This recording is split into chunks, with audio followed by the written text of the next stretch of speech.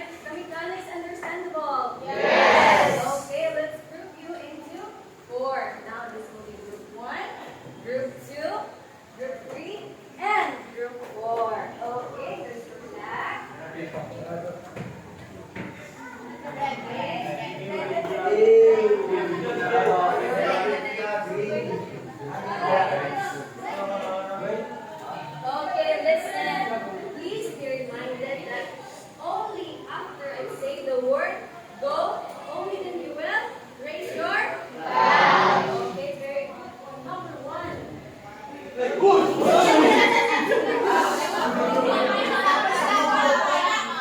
Wala pa, bakit?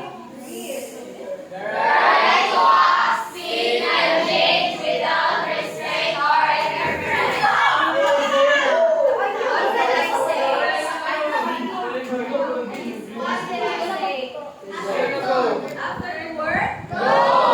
Okay, go.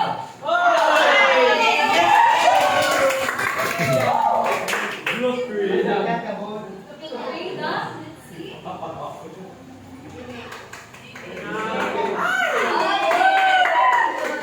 Now this will be our fourth word. So every time yung mga correct mag-answer, okay, at least four will be moved.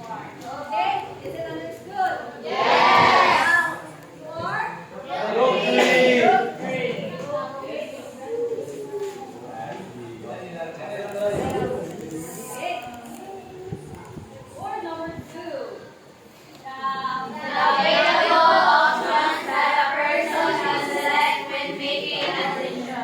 One, two, go!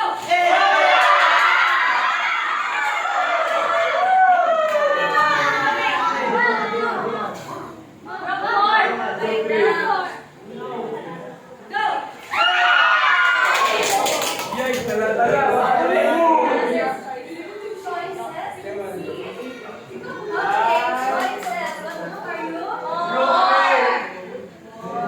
green.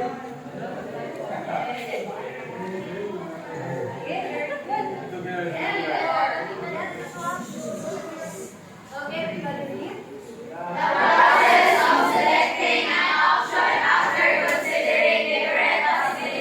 Go!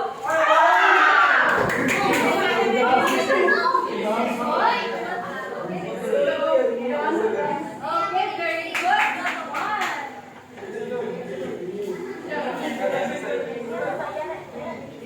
And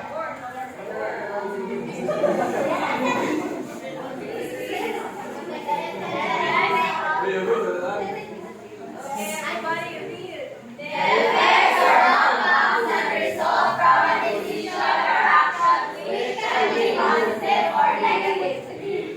Go!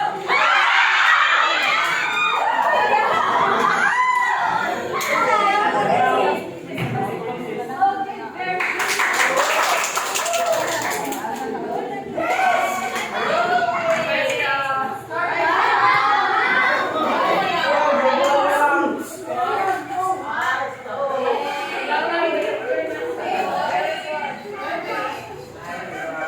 Okay, now, are you ready for our next stop? Yes! Are you ready? Yes! Okay, for our next stop, it is entitled Okay, we're going to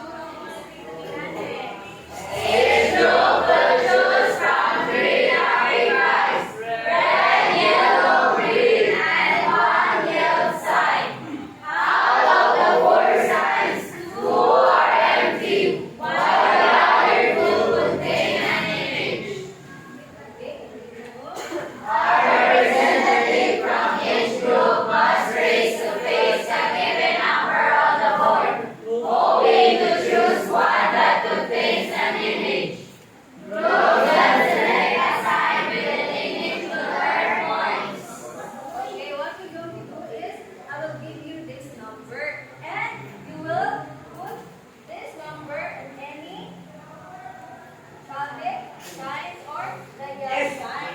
Now take note that you can only or one group and one other group will have to choose another one. Okay? Are we clear? Yes. Okay. One, three, two, and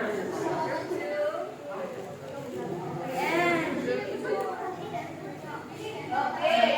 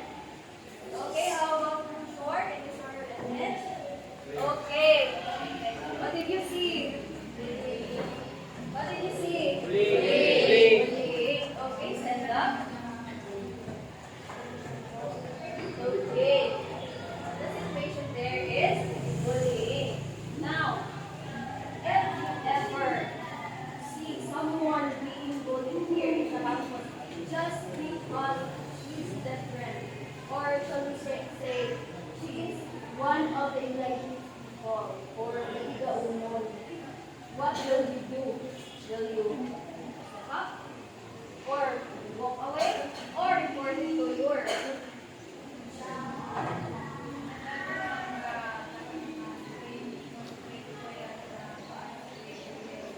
I will separate everyone.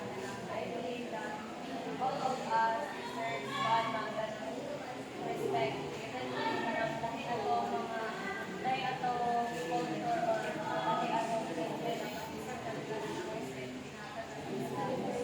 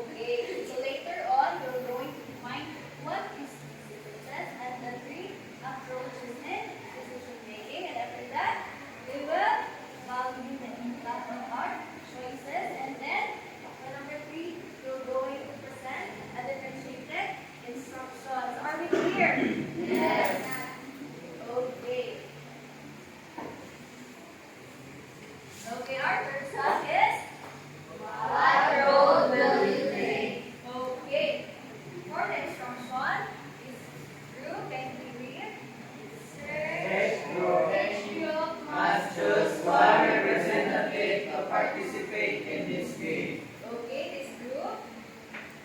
Search for any rolled bond paper with yellow, red, blue, and green ribbon.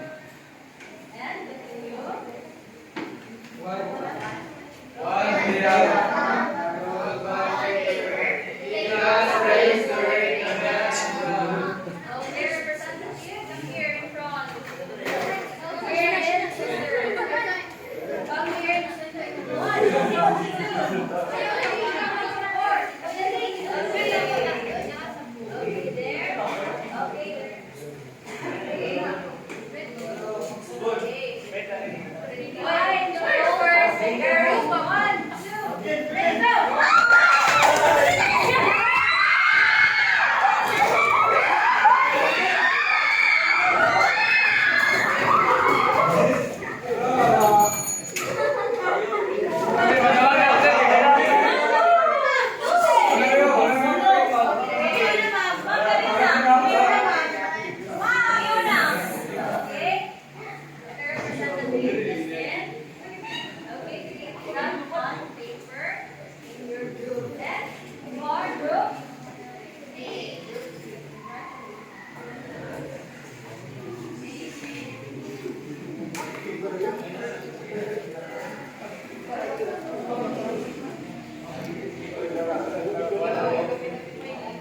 Okay, now, who got the consequences? Open the roll bond paper.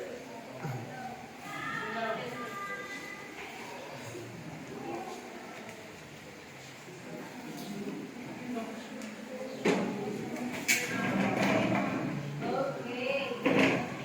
Everybody read. Consequences is a result of something a person does as it is absent from a voice a person recently. Okay, now for this juncture, group 1 will play a number game. Now when I say 1, we'll stand up. 2, jump. 3, sit down. And the last one of the task will answer. Okay, 1, stand up. 2, jump. 3, sit down. Are we ready? 2, 1.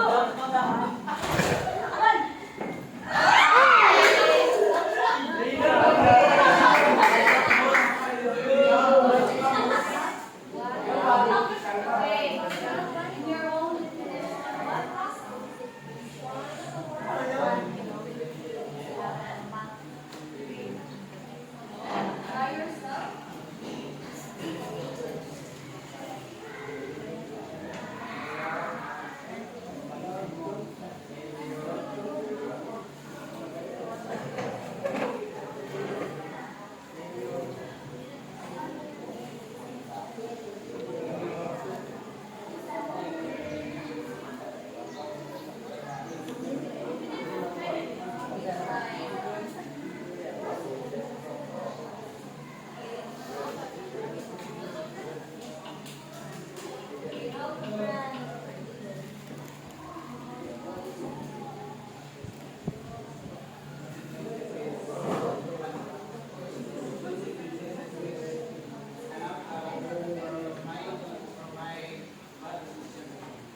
Okay.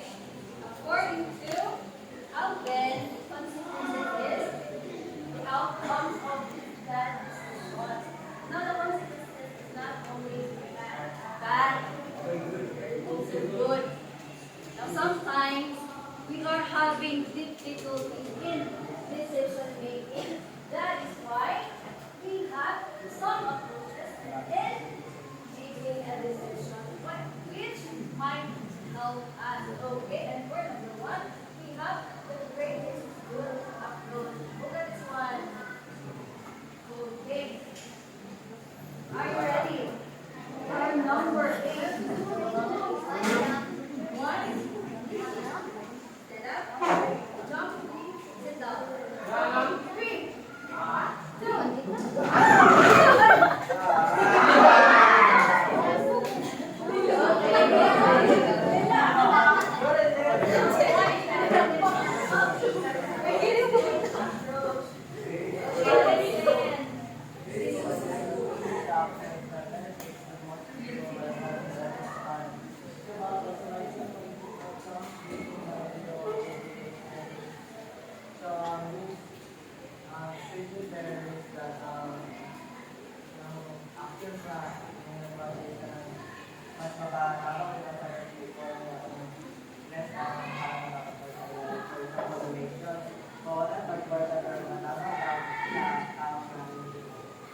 Okay, very good. Group Three. the greatest good approach. This is our options. This is just that aims to benefit the majority. Sa ganito, what is the greatest good approach? Okay, and while minimizing the harm. Okay, very good. Now, according to that like before, you will know if your choices is good when your actions causes positive or happiness to greatest number of people. Okay, for the right approach. Okay, what is one? Okay, ready? One. Okay. Second read. This approach ensures that every decision is made with the basic right ano ma, next slide. Ibang pag-release ka na para sa sabi na sa Okay, very good. You are group.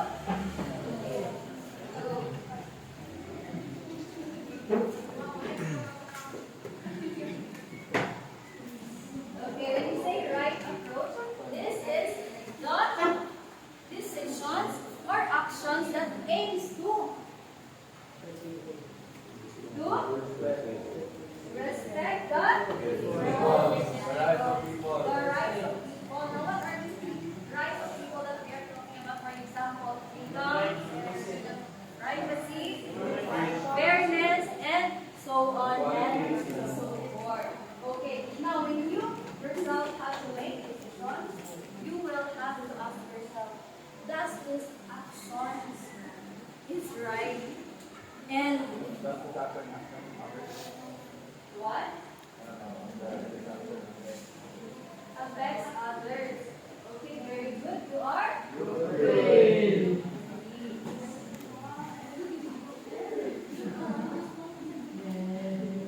Okay, good. For the last one. Got this one. Okay, two. One. Okay. Can you read?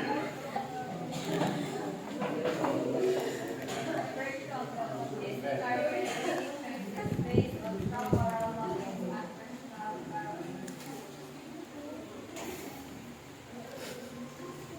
Kali ang personal knowledge pag-make mo choices based sa based sa moral values of personal values. Like for example, what kind of person they want to be as a person and self rather than Okay, very good.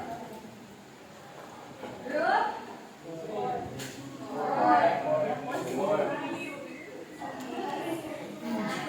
Okay, this is very true approach. It's about the actions that you do because it's right and based on moral values, meaning it's on yourself, not because of the consequences, not because of the rules, but you do the right thing because that's how you reflect yourself. That's how you want to be. You want to be a good person. For example, during your exam, your mate asked for your answers and you said no. Now you said no because, not because you are afraid of the rules of the consequences, but because you value honesty. And that is virtue approach.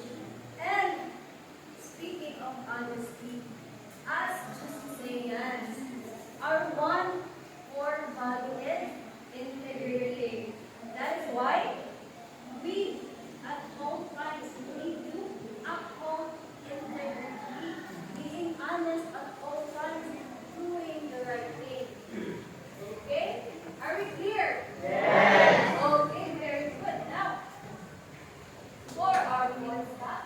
Your thoughts. Okay, now what have you realized in this questions? Okay. Our first.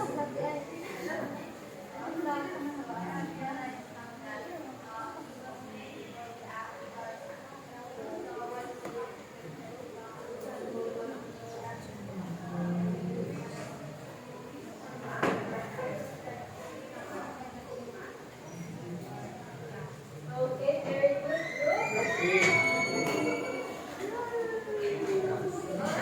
group.